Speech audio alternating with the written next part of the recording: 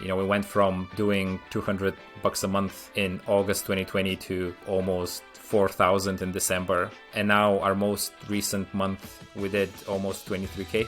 Hello and welcome back to Indie Bites, the podcast where I bring you stories of fellow indie hackers in 15 minutes or less. Today I'm joined by Val Hinov, who is the founder of Thankbox, an online group card tool that grew to 20k per month throughout lockdown. Now Val is facing the challenges of what to do when your product scales, what to do when the wave that brought you that initial success starts to slow, and when your product has a one-time purchase pricing model. Now, as indie hackers, we're always trying to squeeze extra hours in our day to work on our side projects. What about if you had the whole extra day to work on your projects while still getting a full-time salary? Well, today's episode sponsor could be for you. 4dayweek.io is the place to get a software job with a better work-life balance. All jobs have a 4-day workweek contract and most are only 32 hours. Find the best remote tech jobs from companies with a great work-life balance at 4dayweek.io or hit the link in the show notes. Let's get into this episode. Val, welcome to the podcast. How are you? Nice to be here, James. I'm doing great, actually. Take me back to what you did before Thankbox and then where the idea came from to launching it. Before Thankbox, I mostly did contracting work for various different teams. And I noticed this issue with every single team I'd been in. Whenever someone had an occasion, they would be leaving or having a baby, their manager would rush to the shop, buy a card last minute. Everyone would try to discreetly sign it. You'd have to go to a cash machine to get cash to put in an envelope. And then whoever wasn't even in the office couldn't actually contribute to the card.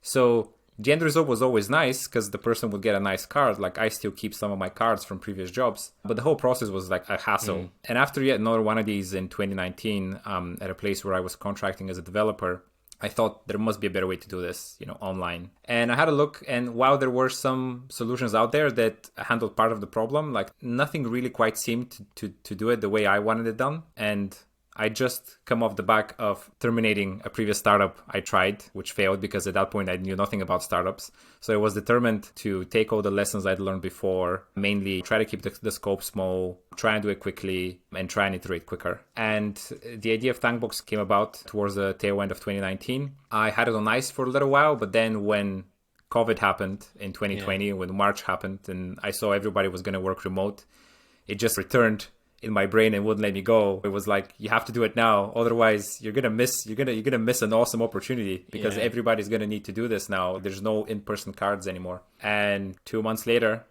Thankbox V1 went live. How did you build it? Did you just lock yourself away in a room to build it? Did you outsource it to anyone? Did you already have the bare bones built from when you had the idea previously? I had a designer I'd worked with before in my previous startup, and she's the first person I shared the idea with back in 2019. And she jumped on board. She loved it. So she was able to do the initial design, the initial visuals of the brand. But then in terms of actually building the first version of the website, I actually spoke to a friend of mine who was a really great full stack web developer.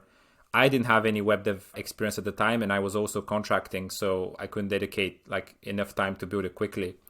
So him and we agreed on a profit sharing agreement where he would build kind of the first version of the website and then hand it over to me in exchange for a percentage of the profits once we got above a certain stage.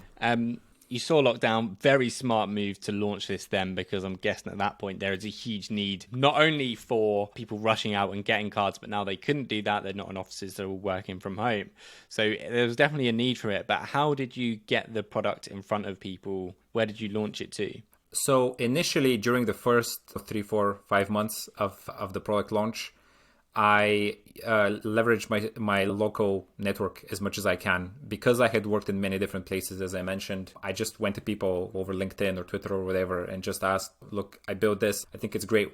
Could you use it in your team the next time you have an occasion? And let me know what your feedback is. I knew from the very beginning how important networking effects would be in a product like Thankbox. Because the whole idea is you create a card and then you send the link to the card to 20 of your colleagues to sign.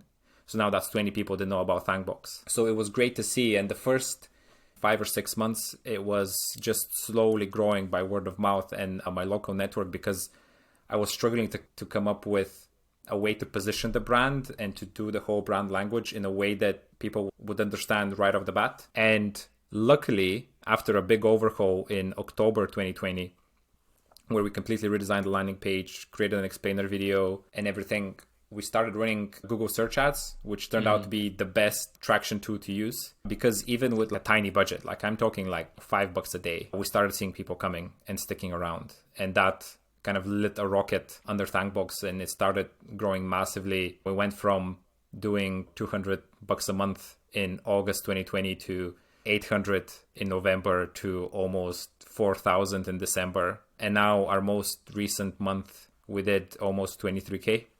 That's amazing. So tell me about those ads, because some indie hackers would be apprehensive of doing ads. It's quite complex to look into it. Did you have a background with Google Ads? Did you just figure it out by Googling it? And what did you then bid on? What keywords? And how did you decide how much over time? So I can understand the hesitancy, because I actually tried Google Ads very soon after launching, and I hadn't set it up right. I ended up just spending a lot of money without any results. I hadn't optimized the landing page and everything, and I just got scared and I stopped. But I had somebody who was helping me with the marketing and the branding, and he suggested, let's just try Google Ads again. We can just try a really simple campaign and see what happens. And there we actually tried to be a bit more specific with the keywords that we target, try to be and be mindful of the budget. And almost immediately we saw success. And before that point, we had tried social ads, we tried Facebook ads, we tried Twitter ads, we tried running a paid competition. And it doesn't take a big budget to do this. Like, you can experiment with $50 on LinkedIn, $50 on Twitter, a competition for like $100. These are all kind of small experiments you can run. But if there's any heartbeat there, it will start showing, so you know whether to keep going with it. And once we started running Google Ads again, for us, it completely took off. Like, we immediately knew that there's something there. But initially, it was just a lot of the use cases that I wanted to target with Thankbox. So the biggest use case I had in mind was leaving cards, online leaving cards, group online cards, things like that, but actually focusing on the online bit, even where there wasn't that much traffic. Once we saw that was working and producing results, slowly trying out different campaigns.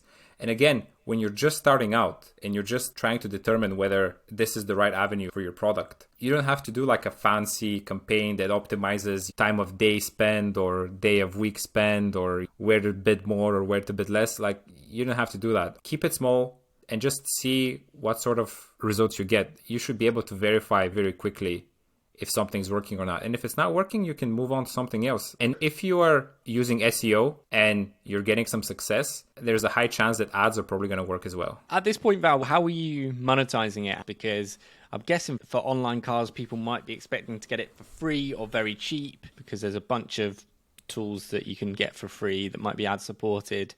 It is a one-off purchase when you send the card. So it costs $5.99 for a standard card and $9.99 for a premium one. Basically gives you the option of adding videos to your messages and adding custom fonts, custom backgrounds, just a lot more customized experience than the regular one. More recently, I also added the option of buying packs of prepaid Thankboxes. So this is more to target bigger companies which use Thankbox regularly, and they would maybe want to have a pool of cars they can share amongst their team rather than buying each one individually. They can buy, for example, a pack of 50 at a 30% discount and then share it with their team. And that's been slowly taking off as well, since one of my key strategies is to get into big companies, into big businesses, and become their tool for employee celebration. You mentioned that peak you had in July. You had $18,000 you made in 1 month, and that was sort of 2021. So you got to that peak and you went on the Indie Hackers pod and you talked about it, and I'll leave a link in the show notes for that. But then it dropped and then dropped again. So what happened between July 2021 and now, where you've had your highest month? Talk me through what's changed. What I did in August was I updated the domain name of Thankbox. So I finally managed to secure the .com domain, which I had been on the hunt for quite a long time, but I managed to track the person down who owned it, and he was very courteous to let me buy it in exchange for $3,000. Once I had changed over the domain, our SEO took a predictable hit. What I actually learned is that there's quite a bit of seasonality when it comes to cards. And I didn't know that beforehand. But for example, July is a standout month because it's usually the school end here in the UK. It was used as a thank you card for teachers by a lot of parents, and that inflated July sales quite a bit. Afterwards, there was just a period where the sales just couldn't catch up to that level purely because there wasn't that increased demand. And then I saw it again in December, when in December, obviously, again, Christmas, again, a lot of teacher cards, a lot of Christmas cards for staff, and that increased the numbers massively. So it's made me realize, okay, this is not like a classic SaaS where you have subscription revenue that you try and add to every month. This is more based on, okay, there's always some level of demand, but that demand can increase during the year. And the only way to know that is for your product to grow big enough so that spikes in sales like that become more noticeable. And because I've been through 1 year of it, it can help me be a bit calmer about what to expect and even to prepare in advance of these months where there is increased demand. So throughout this whole time, were you just working on it yourself? Was there any point where you chose to hire some people or outsource anything? And has your perspective changed on that? So I've outsourced bits of it from the very beginning. And even though I knew that would mean that it would take me longer to get to profitability, I was totally okay with it because I will readily admit I suck at certain things. I suck at design. I am not that great at marketing, although I'm trying to improve there. So I outsourced my design. After we reached profitability, I also said, okay, let's outsource some of the other things that I'm not really good at or I don't enjoy doing. So I've outsourced some of my marketing and my content creation. I've also recently outsourced my customer support, since it's actually gotten to the point now where it's eating so much of my time that I'd rather outsource it and be more productive where I can be. So I have maybe in total 5 or 6 part-time people helping me with various tasks. That's cool. And what's your life situation? Are you working on this full-time now? I'm still doing a little bit of contracting, although my prediction is that at some point this year I will switch to doing Thankbox full-time. Until now, I was able to juggle it, and I wanted to continue contracting mainly because there wasn't any way to know whether I will for sure have a certain revenue each month. Like I mentioned, it's a one-off purchase product. There's no recurring revenue, so it's hard to predict. But now, after having a few steady months, I can, at least to a certain level of comfort, say, okay, I know that we probably won't fall below this level, and this is enough for me to actually go full-time. Val, thank you so much for sharing your story. I think Thankbox looks amazing. It's so impressive what you've done with it in these short couple of years, and it's even more impressive how you've taken it from where it was in July to then in August, where it dipped, and now back up. You seem like you're in a very cool place with it. What's your goal? What's like a good number do you want to hit within the next year? So what I want to do this year is make 30K a month be my typical month. And from then on, move the goalpost again. This is how this works. And are you enjoying yourself? I am enjoying myself, yeah. I have had periods where it's felt really tough and I've had to slog through it, but I have never regretted working on it. I have never wanted to stop working on it. You know, as long as it makes me happy, as long as it's interesting, I will continue on it. I end each episode with 3 recommendations: a book, a podcast, and an indie hacker.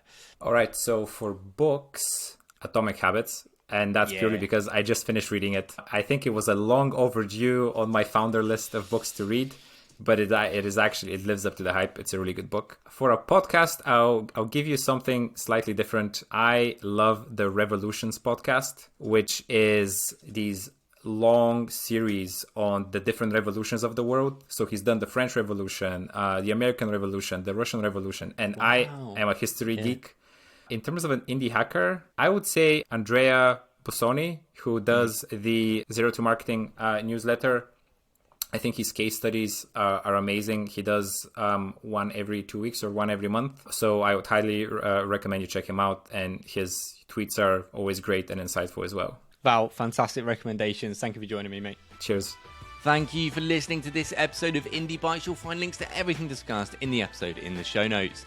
A reminder that if you're looking for a tech job with a better work-life balance, head to 4dayweek.io. Finally, if you've enjoyed this podcast and want to hear more from me, you can check out my brand new podcast, No More Mondays, where I chat with my friend Dan Rowden about building our indie businesses. See you next week.